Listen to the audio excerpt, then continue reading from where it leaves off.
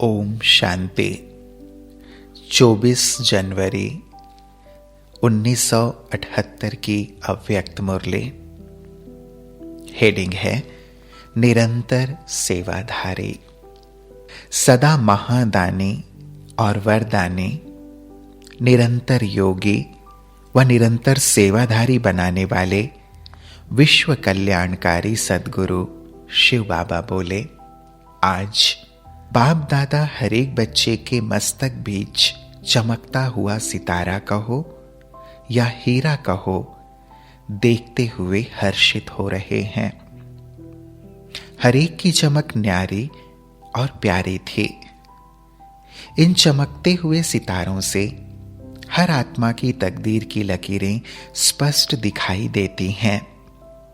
बाप दादा को नाज है, कैसे कैसे बिछड़े हुए बच्चे अपना भाग्य बनाने लिए कितना गुप्त और प्रत्यक्ष पुरुषार्थ कर रहे हैं। बच्चों का नशा और तीव्र पुरुषार्थ देख बाप भी बच्चों पर बलिहार जाते हैं, अर्थात बच्चों के गले का हार बन जाते हैं। जैसे हार सदा गले में पिरोए हुए होता है, वैसे बच्चों के मुख में, नैनों में, बुद्धि में बाप ही समाया हुआ है, अर्थात बाप को अपने गले का हार बनाया है। आज बाप दादा बच्चों के गीत गा रहे थे। आज कौन सा गीत गाया? बच्चों की महिमा का। हर बच्चे को बाप को प्रत्यक्ष करने का उमंग देखा। सिवाय बच्चों के बाप प्रत्यक्ष हो भी नहीं सकता, तो बाप को भी प्रत्यक्ष करने वाले कितने श्रेष्ठ ठहरे। इतना नशा या सेवा की स्मृति सदा रहे। जैसे बाप अविनाशी है, आत्मा अविनाशी है, सर्व प्राप्ति संगम युग की अविनाशी है, ऐसे ही स्मृति या नशा भी अविनाशी है। अंतर नहीं होना चाहिए। अंतर आना अर्थात मंत्र को भूलना। अगर मंत्र याद है तो नशे में अंतर नहीं हो सकता। आज तो बाप दादा मिलने आए हैं। सुनाया तो बहुत है, लेकिन आज सुनाए हुए का स्वरूप देखने आए हैं। स्वरूप में क्या देख रहे हैं? सर्विस बहुत अच्छी की, अनेक अज्ञानी आत्माओं को स्मृति अर्थात जागृति दिलाई। देहली की धरने ने सर्व ब्राह्मण आत्माओं को हलचल में लाया। अभी क्वेश्चन उठा है कि यह कौन है और यह कर्तव्य क्या है। जैसे सोए हुए मनुष्य को जगाया जाता है, आंख खोलते थोड़ा सा नींद का नशा होने कारण यह क्वेश्चन करता कौन है, क्या है।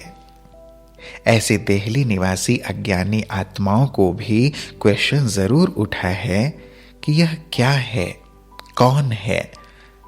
सुनने और देखने में अंतर अनुभव किया। सब नजर ब्राह्मणों को देख इतना जरूर अनुभव करती है कि कमाल है।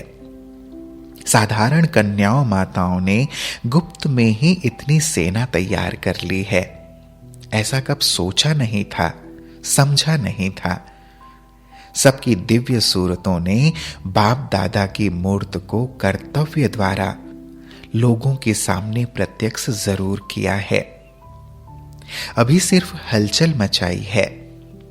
जैसे धरनी में पहले हल चलाते हैं ना, और हल चलाते हुए बीज डाला जाता है, ऐसे अपनी भविष्य राजधानी में या अपनी आदि धरनी में हलचल रूपी हल चला। कोई ताकत है, कोई शक्ति है, साधारण व्यक्तियां नहीं हैं। हलचल के साथ यह बीज डाला है। सम्मुख न देखते हुए भी चारों ओर यह धूम मचाई है कि यह कौन है और क्या है। गवर्नमेंट के कानों तक यह आवाज पहुंची है। अभी इस बीज को वाणी द्वारा और याद की शक्ति द्वारा फलीभूत करना है।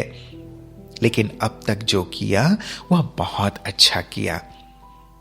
बाप दादा विदेश से आए हुए बच्चों को या भारत से आए हुए बच्चों जिन्होंने भी सेवा में अंगुली दी, अर्थात अपने राज्य का फाउंडेशन डाला, उन्हें देख हर्षित होते हैं।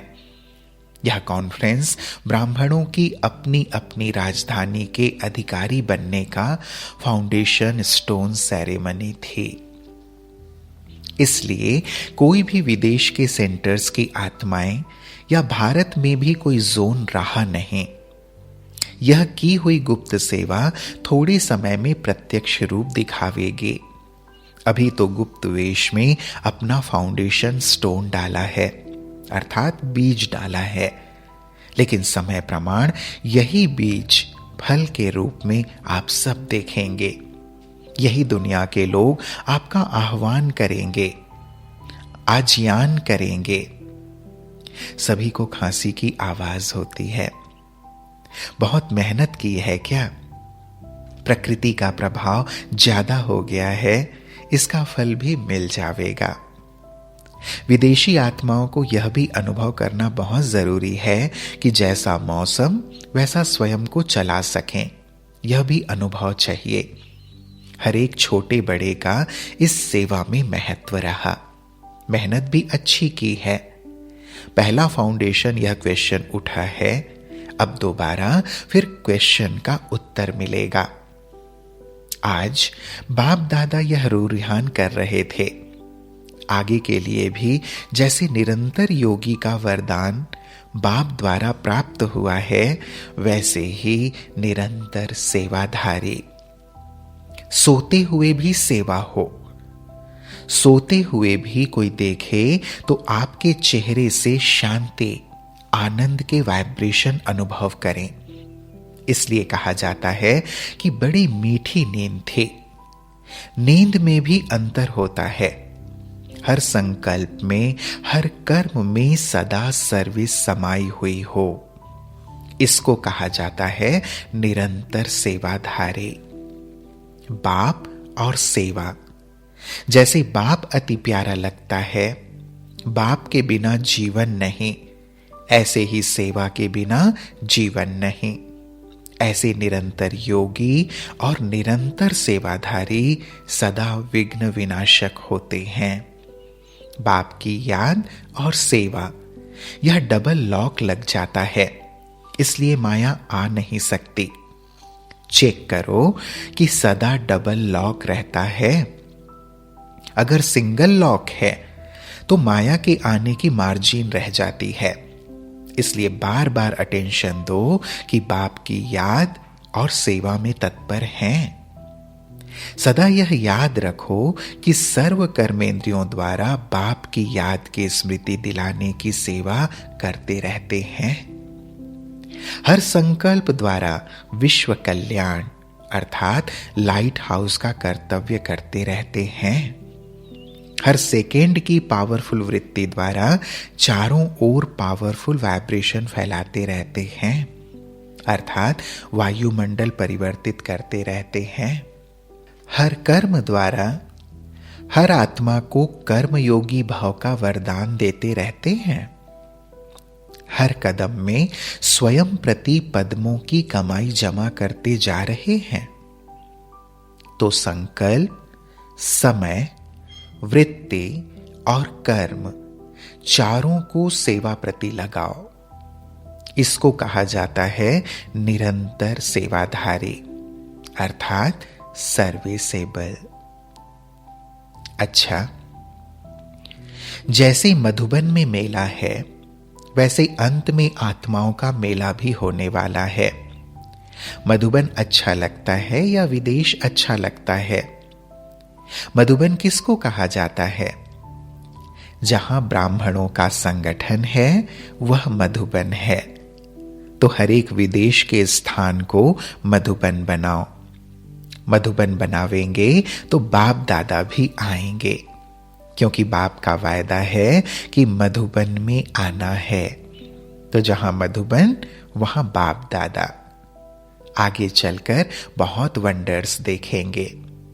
अभी जैसे भारत की संख्या बढ़ती जा रही है, वैसे थोड़े समय में विदेश की संख्या बढ़ाओ। जहां रहते हो वहां चारों ओर आवाज फैल जाए, क्वेश्चन उत्पन्न हो कि यह कौन है और क्या है। जब ऐसे संगठन तैयार करेंगे तो जहां संगठन है वहां बाप दादा भी हाजिर नाजिर हैं। वहां खुशी होती या यहां आने में खुशी होती? कितना भी कहो फिर भी बड़ा बड़ा है, छोटा छोटा है, क्योंकि डायरेक्ट साकार तन की जन्मभूमि और कर्म भूमि, चरित्र भूमि का विशेष महत्व तो है ही। तब तो भक्ति में भी कुछ नहीं होते हुए स्थान का महत्व है। मूर्ति पुरानी होगी और घर में बहुत अच्छी सुंदर मूर्ति होगी, भक्त फिर भी स्थान का महत्व देते हैं। तो स्थान का महत्व है, लेकिन अपनी फुलवाड़ी को बढ़ाओ, मधुबन जैसा नक्शा बनाओ। जब मिनी मधुबन भी होगा तो सभी को आकर्षण होगी देखने की। अच्छा, बाप दादा वर्तमान सेवा की थैंक्स देते हैं और भविष्य सेवा के लिए फिर स्मृति दिलाते हैं। बाप दादा को बच्चों से ज्यादा स्नेह कहो या शुभ ममता कहो, मां की बच्चों में ममता होती है ना। तड़पते नहीं हैं लेकिन समा जाते हैं, उदास नहीं होते लेकिन बच्चों को सम्मुख इमर्ज कर स्नेह के सागर में समा जाते हैं। बाप का स्नेह है तब तो आपको भी स्नेह उत्पन्न होता है ना। स्नेह है तब तो अव्यक्त से भी व्यक्त में आते हैं। ऐसे स्नेह के बंधन में बांधने वाले, स्नेह से बाप को प्रत्यक्ष करने वाले, सेवा द्वारा विश्व के कल्याण अर्थ निमित्त बने हुए सदा महादानी और वरदानी, ऐसे निरंतर योगी, निरंतर सेवाधारी बच्चों को बाप दादा का याद प्यार और नमस्ते। हम बच्चों का भी प्राणेश्वर बाप दादा को याद प्यार और नमस्ते नमस्ते नमस्ते। शुक्रिया बाबा, शुक्रिया। ओम शांति।